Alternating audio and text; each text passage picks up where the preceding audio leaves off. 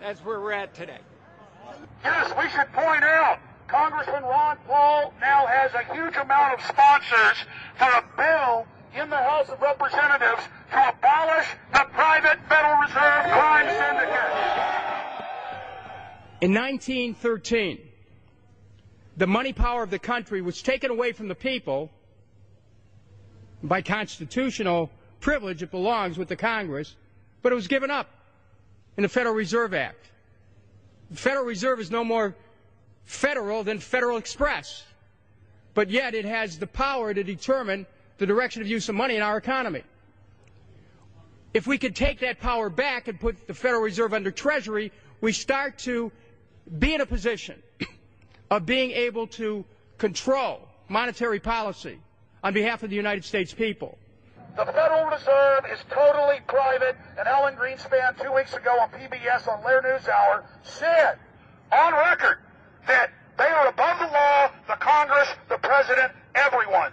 No court can do anything. We run America. What is the proper relationship, what should be the proper relationship between a chairman of the Fed and a president of the United States? Well, first of all, the Federal Reserve is an independent agency, and that means basically that there is no other agency of government which can overrule actions that we take. So long as that is in place and there is no evidence that the administration or the Congress or anybody else is requesting that we do things other than what we think is the appropriate thing, then what the relationships are don't frankly matter. Notice what Greenspan is saying. Greenspan is saying the Federal Reserve is beyond the law. And in reality, they are in practice beyond the law. Nobody, as far as I know, has ever audited the Federal Reserve. One of the first things we ought to do when we nationalize the Fed is go in there and find out the audit. Who stole money? Who engaged in corruption? There's a whole series of people going back to Volcker, to Greenspan, to Bernanke, and so forth. Think of the arrogance of private group of banks that have bankrupted the nation by design so they can repo the country. A private group of banks that loaned us our own money back are telling us they're above the law. You are not above the law, criminals. No one is above the law. No one is above the law, and the private Federal Reserve sure as hell isn't either.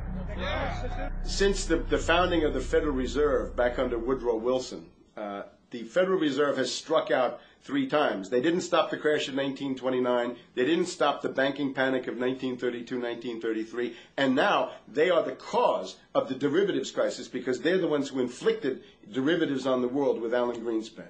Instead of our economy being about goods and services and real products and manufacturing, it's all about these guys, the private Federal Reserve that masquerades as a government entity who controls the issuance of currency and credit. They're the ones that have cut off the liquidity in the market. They told us to have a debt-based economy. Then they cut it off once they get us under their thumb and implode the economy so they can consolidate it. And that's what they're doing right now. I mean, it's in their own documents. It's in their own statements. They claim, give us unlimited power, give us trillions of dollars with the Baker bailout bill that's already $5 trillion, not $850 billion as they say.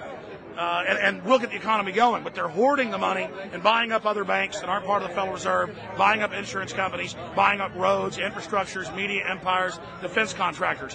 What the banks do is they implode an economy by cutting off credit. And then once things really fall to a low, and they know the low because then they buy everything up and start then putting more money back into the economy, and then they build it back up. So they build us up and then shear us, build us up and shear us. And they're getting ready.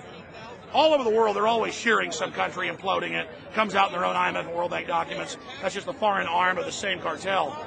And these are the people who claim to be the saviors of the economy, the people who have created every important crisis in the past 100 years, the Federal Reserve. So it's illegal, it's unconstitutional, and it's a failure. And I think the failure is what everybody can see right now.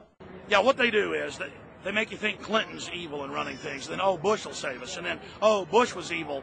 Now we'll be saved by Barack Obama, but he's just a puppet. But as we get deeper into this phase, when they implode the economy, they have all the money and all the control. But they also like to pose as the savior. So Obama is meant to be the savior during the Depression, and he'll save us with a 1 million person, he said, is bigger than our military, domestic spy force, a 3 million person environmental spy force. So giving people these jobs to be government bureaucrats and spies to go out and manage the other 290-something million Americans. And so this is classical fascism. The communists also do it. Any vertically integrated command and control authoritarian system does this. So they're openly following what the same group of banks did in Germany, Russia. It's in the Communist Manifesto to have a private central bank, because the private central bankers actually wrote the ideas that they had Marx and Engels put out. People go, well, why would the banks want communism? It doesn't exist. They rape us, they consolidate us, they put us into work brigades, they make us slaves, and they say it's a people's paradise. Look at it. Boy, you're really doing good. And then they transfer all the wealth of the nation offshore. The globalists are outside all the nations. That gives them safety, and they play countries off against each other. And so that's what we're facing and dealing with. And so they're bringing in classical, hardcore tyranny in the U.S., but we have the Internet. We've grown our numbers. The alternative media has exploded. That's what they're trying to move in, to shut down and regulate and tax the web. But it's too late for them. They're playing in the 19th century, 20th century rules. It's 21st century, the century of resistance to tyranny. And so it's going to be one hell of a fight with the people and free humanity on one side and the New World Order on the other. And every one of you out there counts, needs to be involved in this fight like nothing you've been involved with before, because this is life and death. Everything depends on exposing these people. Everything depends on showing the people that this is the New World Order, this is the criminals. We're dealing with the king rats here, the people that are carrying out tyranny worldwide. And either they fall or we fall. Either worldwide darkness and a new age of tyranny and oppression and with a scientific overlay, or a new age of liberty and freedom and a new renaissance. The choice is the people's out there. Okay, we can tell you what's going on. You can check it out for yourself and find out it's true. But don't wait. Investigate now. Get involved now. Go out there and reach out now. We don't have time. If you're looking for the solution, look in the mirror.